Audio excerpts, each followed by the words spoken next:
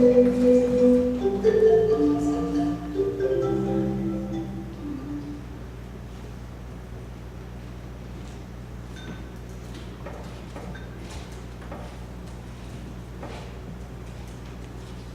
morning, Lily. Morning, Mom. Oh, is it time to leave already? I've got to go, dear.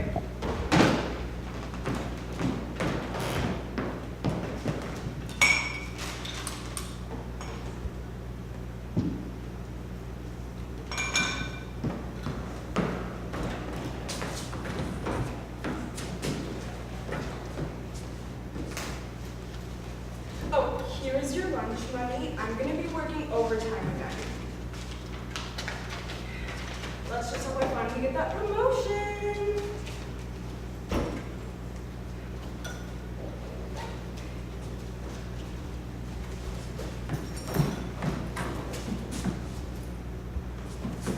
Lily, where are my keys?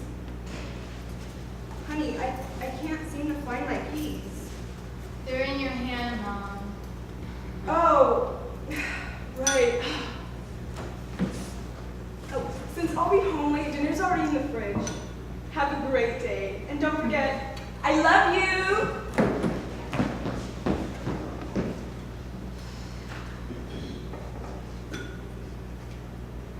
Maybe today will be better.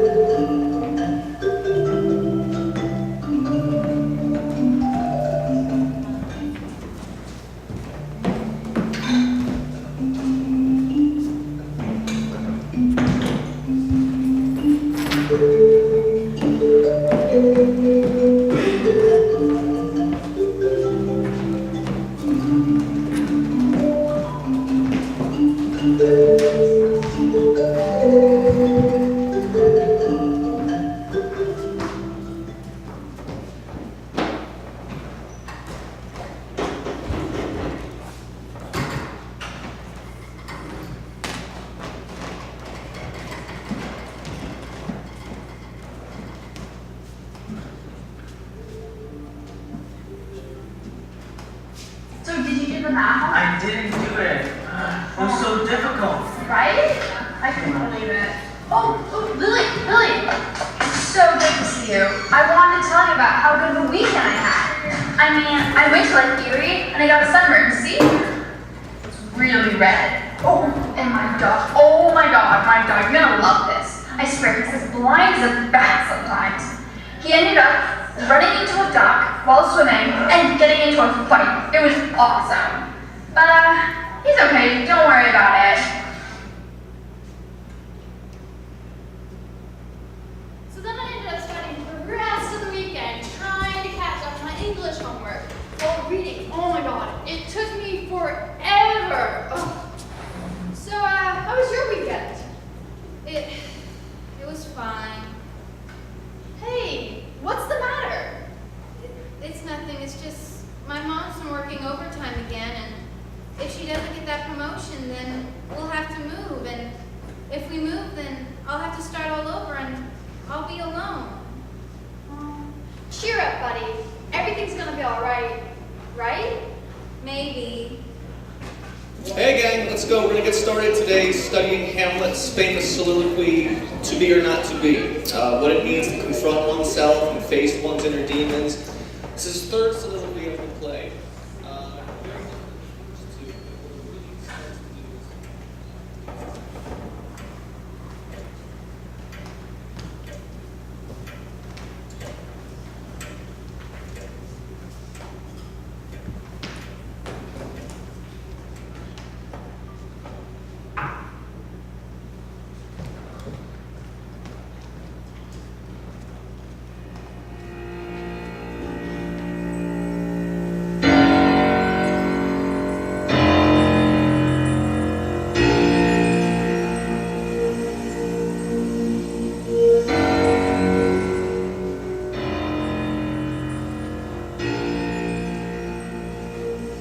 Here I am again, back in my own head, back in the place where I feel kind of dead.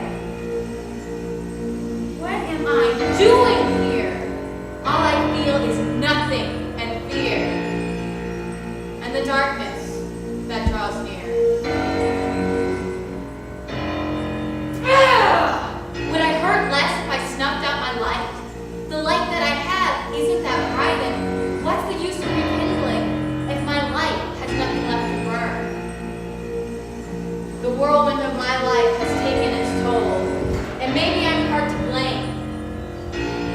maybe I'm not. But right now, all I know is I'm ready to go. Wait!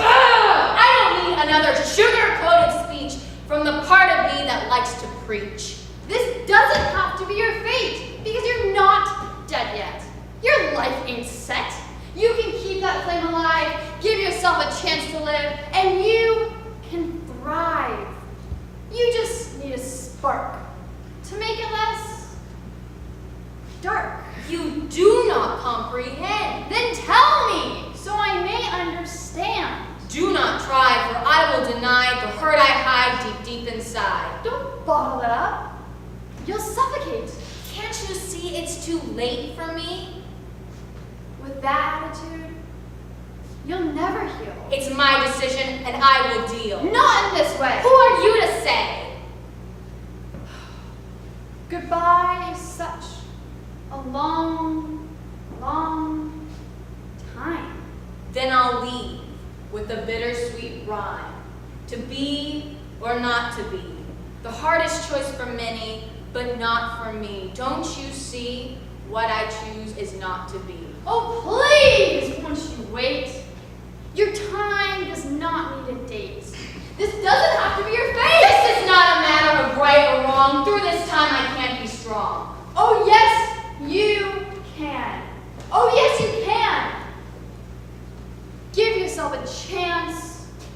Won't you reconsider? I have and I failed. I am too bitter. Now, I hope you don't mind, but may I change the rhythm of your rhyme? Now, I see those deep shades of blue, and I see their sad, sad hue. But listen for a while. No, don't fake a smile. Please don't pretend. I'm trying to understand. There's something I found. Give it a listen. You'll like the sound. Notice the melody. So soft, so sweet. Hear how it rises. Isn't that neat? But there's a dark undertone, like shadows to light that add depth to the otherwise flat might. To harmonize, you need more than one note. It's okay to reach out. Your tune is not broke. Can you now see it's all right to be?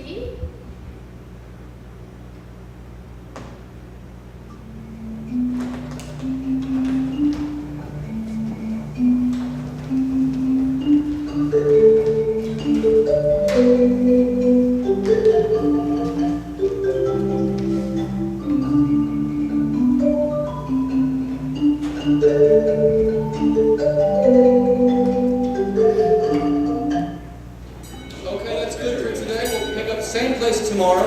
Remember, homework due at the start of class tomorrow. Revisions for Friday. Hey, I'll see you all then. What? You got a text. Oh my gosh. Who is it? It's from my mom. She got the promotion. Congratulations! I can't believe it. I was so worried. I'm sorry you were upset and I didn't notice. I wish you would have told me sooner. I dealt with something like this last year, but hey, with time, things do get better.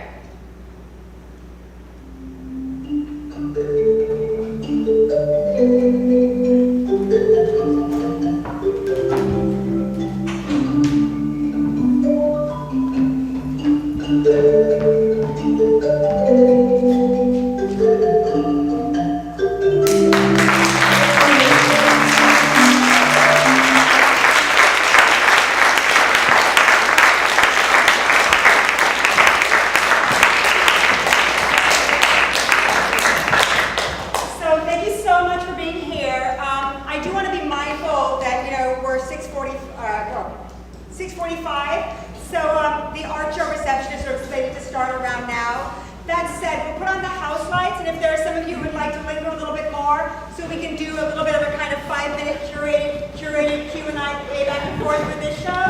and then some more informal talk thereafter. So thanks so much for being here, and enjoy the art show and the concert over in the Music Conservatory. But in the same vein as the first piece, I'd love to ask if there are any particular images you guys have, or any particular questions you had about the process. Anything that was particularly striking to you about the piece or poignant? Yes.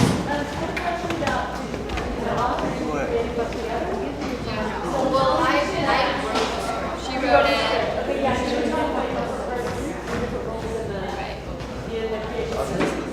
I was initially inspired by Robin Williams' suicide last year, and I thought it was important to raise awareness of such a controversial subject. And so I played the main character who's dealing with these suicidal thoughts, and Daniela here played the mother, the busy, overworked mother who works alone to support her lone child. Sophia played the main character's friend, and her positive, like the embodiment of her positivity, while Lily embodied her negativity in the dream. They argued with one another on to be or not to be. So there was a really nice technique where you did the video, and then the video stopped to the point that you walked in. That was a really nice technique you could use for other situations. So. But to go more in depth into like the different things that we did. So Sabrina wrote the script and did the sound and video, and then I did the costumes and the lighting, and then Daniela did the choreographing and the props, and that's how we split it up. Any other questions? And they also had like early conversations, I know, in early brainstorms. There were questions about themes and approaches and research. So, you know, there was also different sort of give and takes in terms of finding how they wanted to focus things, and even sort of collaborative conversations around, you know, for example, Sophia might come in with costume propositions, and then the others are going to give feedback and so on. So it becomes something where each has responsibilities, but it's also finding something where, as a whole, you know, how can everybody sort of say, this is our project, and we're all on board with the key artistic decisions. Julian. What was the original impetus for the play, the theme? The Robin Williams. I don't know. I saw him walk by. I was watching. Robin Williams' suicide. I thought it would be important to bring up the topic of like exploring perhaps what goes on in someone's mind who feels that inner demon, I guess you could say, of fighting with themselves on to live or not to live. Yeah. How did you decide what the ending should be?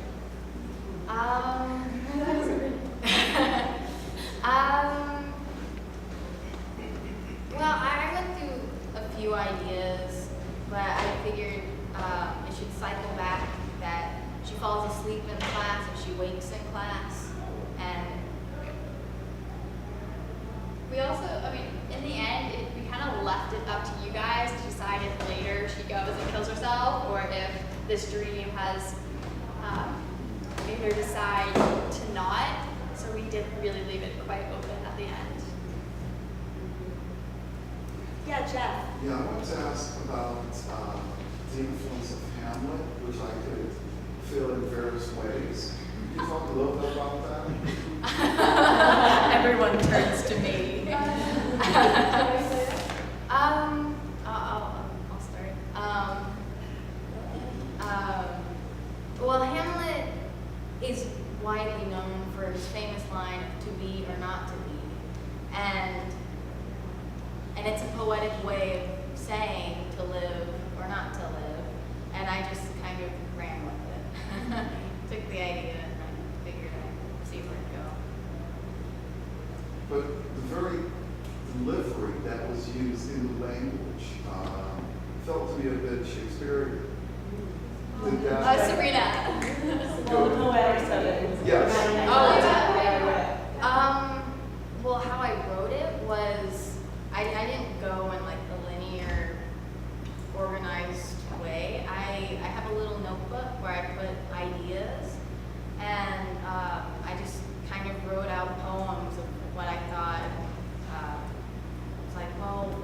dark, like what are dark thoughts? And like what are positive counters to those same thoughts? And I just kind of rhymed words, and I don't know how I did it. I did it somehow. It happened. Maybe one more comment, a bit of feedback, and then the conversation can continue a bit more informally. Any other feedback or question about the process or the themes or anything? Yeah. I think recent issues, current issues, both high school and then in college. It's not seen at this level. It really speaks to, do you have a soap fear? Do students who feel like this, do they have that soap fear? And I think when they don't have that voice, they don't have that dream with that voice, that's the cause of problems, and that's what we hear about. Were you guys both on the collaborative team with Sabrina in the junior year too? Fragment? Yeah. What I love about this piece is it's almost like a diptych to like a second piece that was created last year, another original piece. Sabrina also was the writer. And it was, I don't know if you mean, really these pieces could almost like be co-performed. If any of you guys saw the fragment last year that was performed in the Awaiting Dawn project, in which David Stockwell, who's the voice here, played an English teacher, and all the different audience members were assigned badges and like became, were invited to be his students. And there was this sort of, each one of them playing with stereotypes and having to incarnate them and do questionnaires and be berated by David Stockwell. So there's something, I really love when there is both, to me, kind of an artistic voice emerging, but also this kind of theme around really great work. And I just want to close. I was listening today on NPR to Miranda July, who somebody had a question for her. I didn't hear much of the interview, but the one piece I heard, I want to share, maybe with like this trio of young women. Because a young woman had called in and she said, I'm looking for my artistic voice. I too am a woman, or a young woman, who feels I have a calling and I have an artistic voice and I want your advice. And Miranda July said, well, I have one piece of advice. She said, I say this to myself every day. And she said, from where you are now, begin today. Don't wait to be some perfect person that you'll never be, or to deal with some issue that you'll never be, or to have some diploma that you may or may not have. She's like, write and deal with, like you're here and now, today, from exactly what you have, period. And that's your work. So I love that they've taken something, again, sort of with this piece and the last piece they collaborated on, of dealing with that it's set in a classroom, that we see the walls of the classroom, that there's a grounding in let's start from here, So, great work. I look forward to following their work in years to come.